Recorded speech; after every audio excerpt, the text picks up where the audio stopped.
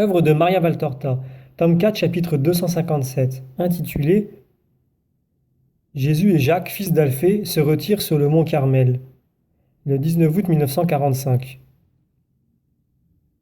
Évangélisez dans la plaine d'Édrelon jusqu'à ce que revienne parmi vous, ordonne Jésus aux apôtres au cours d'une sereine matinée, tandis qu'ils prennent quelque nourriture aux abords de Kishon, du pain et des fruits. Les apôtres ne semblent pas très enthousiastes, mais Jésus les réconforte en leur donnant une ligne à suivre dans leur manière de se comporter. Il achève. Du reste, vous avez ma mère avec vous. Elle vous sera de bons conseils. Allez chez les paysans de Yocanan et cherchez, pendant le Shabbat, à parler avec ceux de Doras. Procurez-leur des secours et réconfortez le grand-père de Marziam en lui donnant des nouvelles de l'enfant. Prévenez-le que nous le lui amènerons pour la fête des tempes. Donnez beaucoup à ces malheureux, tout ce que vous avez, tout ce que vous savez, toute l'affection dont vous êtes capable, tout l'argent que nous possédons. N'ayez pas peur, il rentre comme il sort. Nous ne mourrons jamais de faim, même si nous ne vivons que de pain et de fruits. Et si vous en voyez qui sont nus, donnez-leur les vêtements, même les miens. D'ailleurs, les miens en premier. Nous ne resterons jamais nus. Et surtout, si vous trouvez des misères qui me cherchent, ne les dédaignez pas. Vous n'en avez pas le droit. Adieu, mère. Que Dieu vous bénisse tous par ma bouche. Allez en toute sécurité. Viens, Jacques. Tu n'emportes même pas ton sac? Demande Thomas en voyant que le Seigneur se met en route sans le prendre. Pas besoin, je serai plus libre pour marcher. Jacques aussi laisse le sien, bien que sa mère se soit hâtée de le remplir de pain, de fromage et de fruits. Ils s'en vont en suivant pendant quelque temps la levée de terre et de Kishon, puis s'attaquent aux premières pentes qui mènent au mont Carmel et disparaissent de la vue de ceux qui sont restés. Mère, nous sommes entre tes mains. Guide-nous parce que nous ne sommes capables de rien, reconnaît humblement Pierre. Marie a un sourire rassurant. C'est très simple, vous n'avez qu'à obéir à ses ordres et tout ira bien. Allons. Mais moi, je ne pars pas avec eux. Je continue à suivre Jésus. Jésus monte en silence avec son cousin, et lui aussi se tait. Jésus est pris dans ses pensées. Jacques, qui se sent au seuil d'une révélation, est saisi d'un amour respectueux, d'une crainte spirituelle. Et il observe de temps en temps Jésus, qui a un sourire lumineux sur son visage solennel. Il le regarde comme il regarderait Dieu, pas encore incarné et resplendissant de toute son immense majesté. Le visage de Jacques, qui ressemble tant à celui de saint Joseph, d'un brun qui ne dédaigne pas le rouge en haut des pommettes, devient pâle d'émotion. Mais il respecte toujours le silence de Jésus.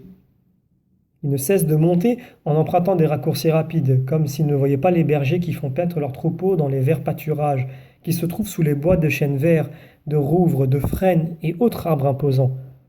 Leur manteau effleure les buissons glauques des genièvres et les buissons d'or des genêts, les touffes couleur émeraude parsemées de perles de myrte ou encore les rideaux mouvants des chèvrefeuilles et des clématites en fleurs. Ils montent, laissant derrière eux les bûcherons et les bergers, jusqu'à ce qu'ils atteignent, après une marche infatigable, le sommet de la montagne, ou plus exactement, un petit plateau adossé à une crête couronnée de rouvres géants, limité par une rangée d'arbres de haute futaies, auxquels servent de base les sommets des autres arbres du versant. Il semble alors que le petit pré est comme à côté à cet appui bruissant, isolé du reste de la montagne que les frondaisons qui sont au-dessus empêchent de voir. Par derrière, le pic lance ses arbres vers le ciel, au-dessus, le ciel est découvert et en face, l'horizon à perte de vue rougit dans le crépuscule et s'arrête sur la mer toute enflammée. Une fissure s'ouvre dans la terre. Si elle ne s'éboule pas, c'est seulement parce que les racines des rouvres géants la retiennent dans un filet qui la maintient comme des tenailles. Elle s'ouvre dans la corniche, mais est tout juste assez large pour laisser passer un homme à condition qu'il ne soit pas corpulent. Un buisson ébouriffé semble la prolonger en s'étendant horizontalement à partir du flanc de la corniche.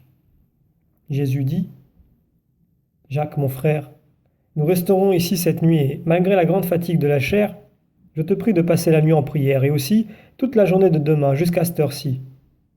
Une journée entière, ce n'est pas trop pour recevoir ce que je veux te donner. Jésus, mon Seigneur et mon Maître, je ferai toujours ce que tu veux, répond Jacques, qui était devenu encore plus pâle quand Jésus avait commencé à parler. Je le sais. Allons maintenant cueillir des mûres et des myrtilles pour notre estomac et nous désaltérer à une source que j'ai entendue au-dessous. Laisse donc ton manteau dans la caverne. Personne ne le prendra. Et avec son cousin, il contourne la corniche en cueillant des fruits sauvages sur les buissons du sous-bois. Puis, à quelques mètres plus bas, du côté opposé à celui qu'ils avaient pris pour monter, ils remplissent leur gourde unique, chose qu'ils avaient emportée avec eux, à une source bavarde qui débouche dans un fouillis de racines. Et ils se lavent pour se rafraîchir de la chaleur encore forte malgré l'altitude. Ils remontent ensuite à leur plateau et, pendant que l'atmosphère est toute rouge sur le sommet revêtu du soleil qui va disparaître à l'Occident, ils mangent ce qu'ils ont récolté et boivent encore, en se souriant comme deux enfants heureux ou comme deux anges. Peu de paroles échangées. Le souvenir de ceux qui sont restés dans la plaine, un cri d'admiration pour l'extrême beauté du jour, le nom de leur demeure, rien de plus. Puis Jésus attire à lui son cousin et celui-ci prend la pose habituelle de Jean, la tête appuyée sur le haut de la poitrine de Jésus. Une main abandonnée sur ses genoux, l'autre dans la main de son cousin, et il reste ainsi tandis que le soir descend au milieu d'un grand gazouillis d'oiseaux qui se retirent dans le feuillage, d'un concert de sonnailles qui s'éloigne et devient de plus en plus indistinct, et d'un léger murmure du vent qui caresse les cimes pour les rafraîchir et les animer après la chaleur inerte du jour, prélude à la rosée. Il reste ainsi longuement, et je crois que ce n'est qu'un silence des lèvres, alors que les âmes, plus actives que jamais, nouent des conversations surnaturelles.